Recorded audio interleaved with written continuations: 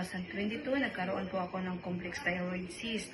Walang reseta na binigay sa akin ng doktor dahil kailangan daw ng surgical procedure. Maliban sa takot akong magpa-opera, wala din akong pera, kaya pinabayaan ko na lang siya hanggang nabuntis ako July same year. Unti-unti kong napansin ang paglaki niya hanggang sa nanganak ako, lalo na siyang lumaki. At nahihirapan na din ako sa pagtulog kasi para na akong nasasakal, parang may nakabara sa lalamunan ko. Muli ako nagpa-check up October 2023 at noon nalaman ko na mas lumala ang kondisyon ko. Kaya kailangan na akong magpabayopsi para maoperahan sa madaling panahon. Dahil sa may anak akong nakap-daddy, kaya hindi ko na naman nasunod ang payo ng doktor.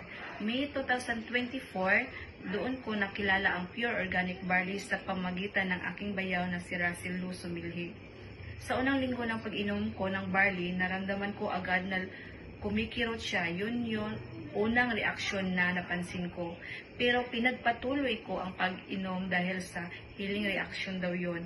Hanggang sa napansin ng mama ko na unti-unti nang lumiit. Hanggang sa nakaubos ako ng 7 boxes ng barley. At laking pasasalamat ko dahil nawala na talaga ang bukol ko sa lieg. Praise God! Malaking tulong sa akin itong amazing pure organic barley dahil hindi ko na kailangang gumastos ng malaki para sa pagpapa-opera.